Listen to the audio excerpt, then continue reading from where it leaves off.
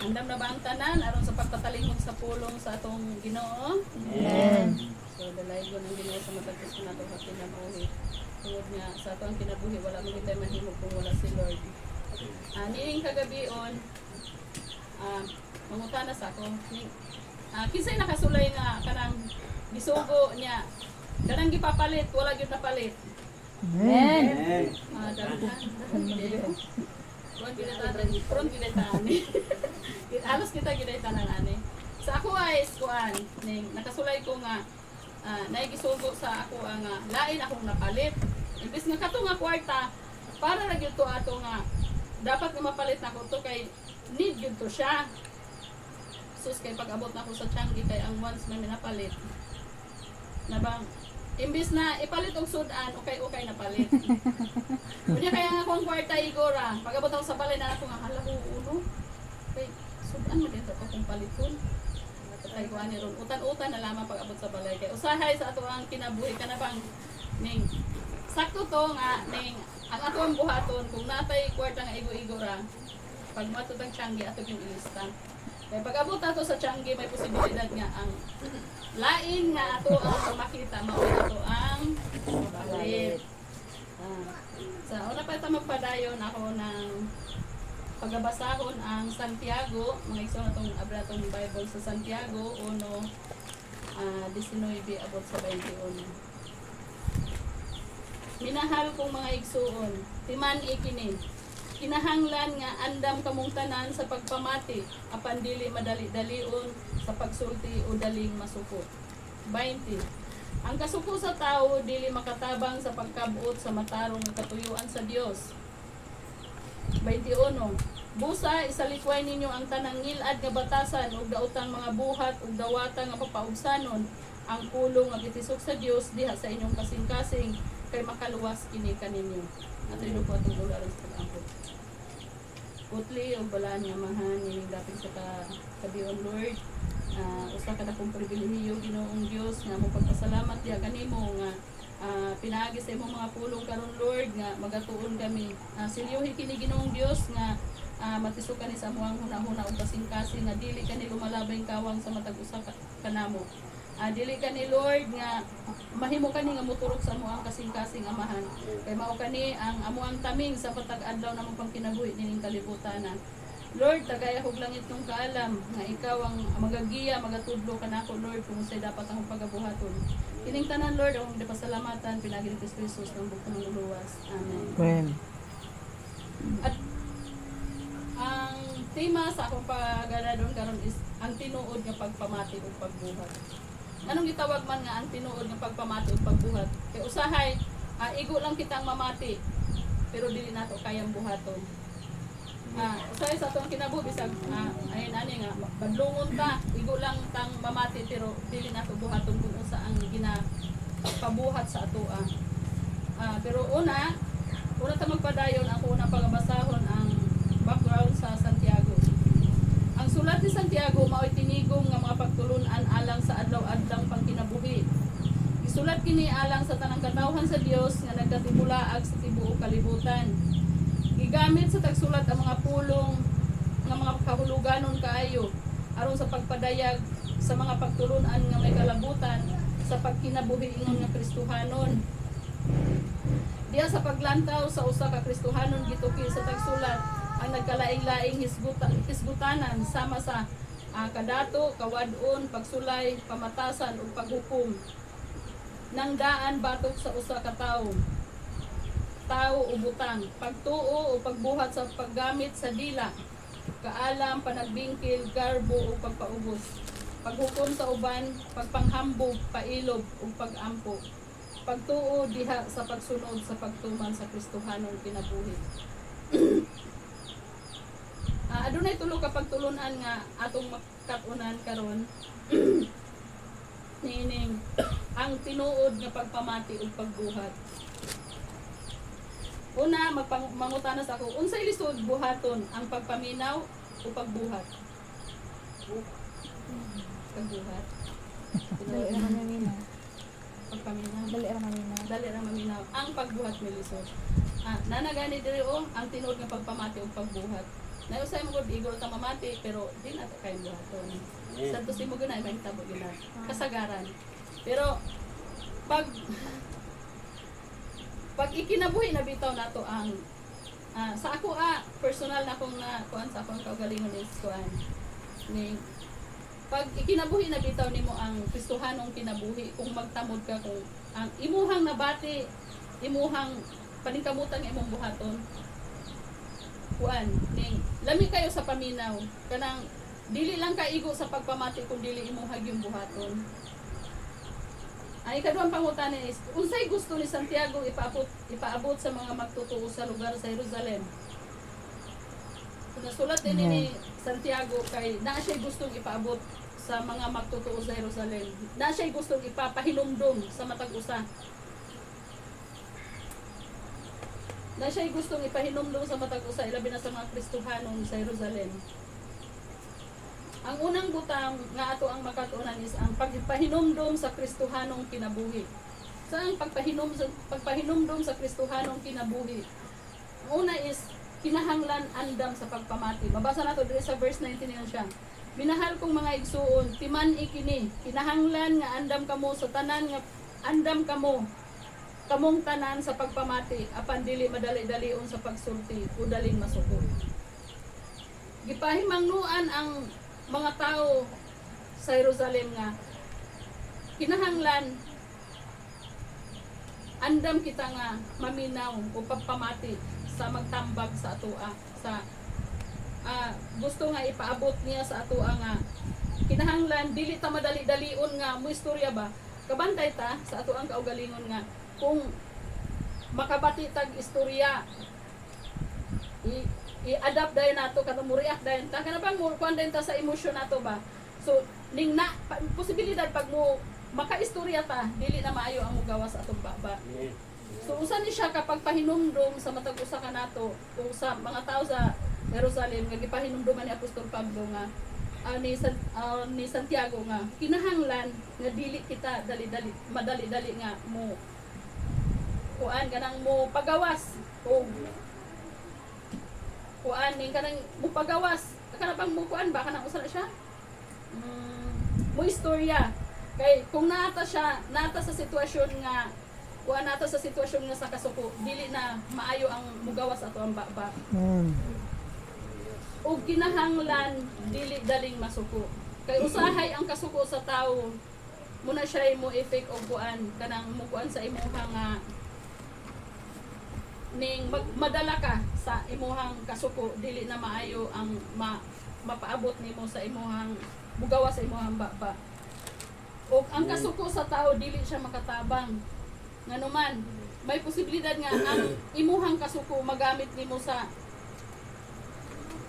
ang imuhang kasuko kanang imo na lang ang imuhang kasuko magkuan na ba kanang bukreate nagbisag unsa sa imuhang huna-huna base sa imuhang gikuan sa imuhang kasing-kasing muna siya mga igsoon o ang ikaduhang butang is pagpahinumdum sa paglikay sa daotang buhat unsa man ang daotang buhat nga gusto nga palikayan basa nato diri sa 21 yun siya busa isalikway ninyo ang tanang ngilad nga batasan ug daotang mga buhat dawata nga mapaubsanon ang pulong nga gitisok sa Dios diha sa inyong kasing-kasing kay makaluwas kini kaninyo. So pinaagi din sa pulong nga maayong pulong nga gitisok ni Lord sa atoang kasing-kasing ug mag-adawato nato nga mapaubsanon mao di kini makaluwas ka nato mga igsoon. Kinahanglan kung unsay atong gisulti atong ikinabuhi. Dili lang ta igo sa pag-istorya, kinahanglan ato kining makita or makita ni sa uban diri kanato. Dili lang igutang mo yun nga buhata kani ninyo, buhata kani nga ning kinahanglan dili ka mo magbuhat og daotan. Pero sadto say makita diri sa atoa ang gibuhat nga di maayo. So paningkamutan nato isip mga Kristohano usa ka pagpahinumdum ni Santiago nga kinahanglan kung unsay atong ginasulti makita diri sa atoa. Kinahanglan makita ingon nga kahayag bisan asa kanang bisan asa ta moadto makita ta nga kahayag dili nga karon makita lang ka sa simbahan nga maayo makita ka sa ning imuhang pamilya sa imuhang pamilya dili ka maayo imuhang ginapakita sa sulod or adto sa gawas dili maayo Ang sugo palandungon nga moingon ang mga tao nga dili mga magtotoo. Ingnon moingon sila nga sa man ito hana, uy magsisimba man unta ni magsige man nagsimba pero yung ana ingon Kristohanon ingon ana ginabuhat. Usa ni siya kapag pahinumdum kanatong tanan nga kinahanglan makita kita ingon nga kahayag bisan asa. Ug kinahanglan atong buhaton kung unsay matarong. Amen. Sa 24 nagaingon siya. Makasudong siya sa iyang kaugalingon apan inig pahawa niya malimot lang dayon siya sa iyang hitsura. Kinahanglan atong buhaton kung unsay matarong. Kung unsa ang kabubuton, kung unsa ang matisok sa atong huna-huna nga uyon sa kabubuton sa atong Ginoo. Mao kanatong pagabuhaton mga igsoon. Ang katulong butang nga ato ang tunan is ang pagpahinumdom kanila sa pagpamati o pagbuhat. So Amen. kinahanglan gyud ay mga igsoon dili lang tayo sa pagpamati. Kinahanglan naa ang pagpamati, naa pud ang pagbuhat. Amen. Okay, lisod man nga igo lang kang kuan, igo lang kang namati tapos wala na pagkahuman wala na. So kinahanglan kung unsa ang ato ang nadungog ato kanang ikinabuhi o kung unsa ang ato ang nadungog ato kanang bang atong i-apply sa atong kaugalingon. Amen. Kay dili man pwede nga ay kana kay nabadog na ko ay nga na ko na ay. Kinahanglan pwede naman. Kinahanglan gyud ay nga ato yung i-apply sa atong kaugalingon para mahimong epektibo bisan ang mga ato ang mga kasilinganan o atong mga kaila sa una nga ning dili naman nato sila kuan karon kanang dili na ta makipag-sud nila na makita nila ba na kala sa una yung anak na siya. Tapos karon, wala yung ani na. No? Kalami kayo paminaon. Dili sa ingon nga. Hala, sa una yung anak. Karon mas lamok, samot pa pula siya nga. Yung ato, Jud. Di ba lain kayo? So, lami kayo nga. Ning, sa una, lahi ka sa una o sa karon. Amen. So, dalaygon ang Ginoo. Pahinumdum kanila sa pagpamati o pagbuhat. Adunay tao kay adunay taong nanginahanglan kinahanglan nato silang tabangan unsay naa kanato. So kung unsay naa nato nga nakita nato ang atong igsuon nga nanginahanglan kinahanglan tabangan nato mga igsuon. Amen. Kung mutabang kita dili nato isipon kun dili ipasalamat nato sa Dios.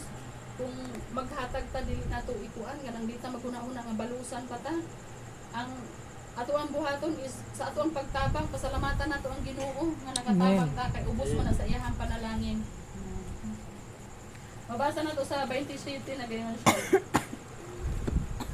Alang sa Dios nga amahan ang putli ug matuod nga tinuhuan mao ang pag-atiman sa mga ilo ug sa byudas sa ilang kalisod ug pagmatnon nga dili kabulingan ang iyang kaugalingon sa kangil-ad sa kalibutan.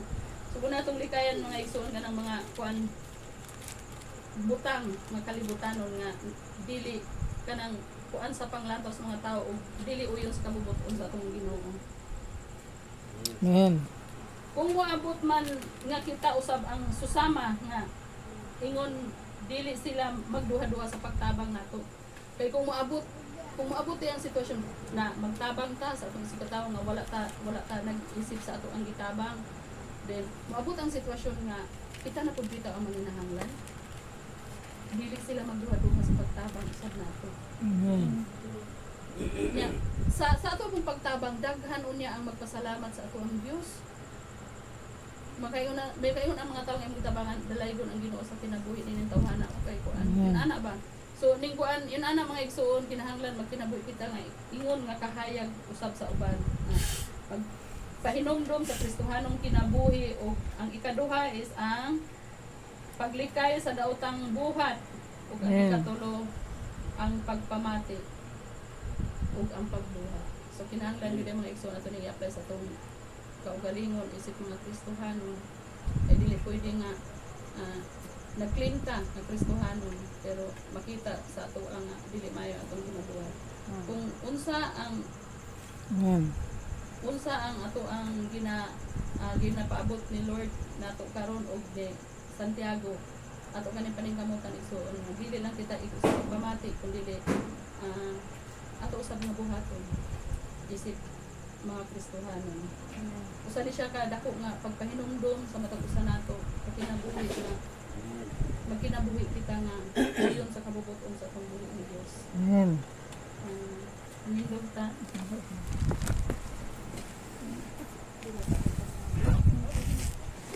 Mga igsuon ko diya sa Ginoo. Maningkamot kita nga dili nato makalimtan ang pulong nga atong nadungog. Tagaan nato higayon ang Ginoo aron dili kita mahisama sa mga magtutuo dito sa Jerusalem nga nahikalimot kang unsay ilang nadungog.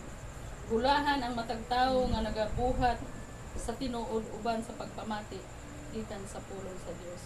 So mga atong buhaton mga igsuon sa ato ang mga isip usa ka pagpahinumdod ako pasalamatan nato si Pablo si Santiago sa iyahang gipaabot diri kanato usa ni siya kapag pahinumdom sa matag usa nato sa pagkinabuhi ni kalibutan. Tungod nga wala man tay mahimo kung wala ang ato ang buhi nga Dios. Atong iduka atong ulo alang sa pag-ampo ang gihangyo si Bertinson alang sa pag-ampo. Dugo na sa ulo, mag-ampot ka. Dalaygon ka mahan, yung dapit sa kagabion. Tapos salamat Ginoo sa matagusan at kinabuhi. Imuhang gilugwayan sa matag adlaw amahan. Salamat sa mga challenge sa amuang matagusan at kinabuhi. Now Ginoo nga imo kaming taga-dugang kusog, dugang kahilog Ginoo. Aron makaatubang kami ni Ginoo. Naot Lord nga ang imuhang mga pulong matawag na kagabion, imo katong silyuhan Ginoong Dios aron amo katong magamit sa adlaw daw namong pagkinabuhi ug mao katoy among giya sa amuang kinabuhi.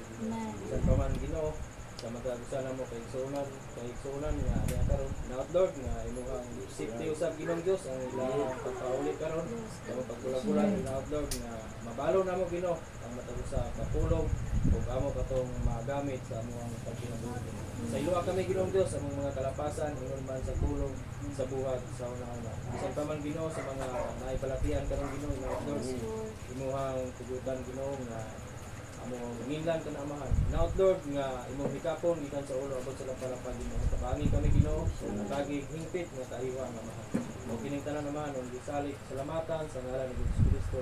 Amen. Amen. Gabi.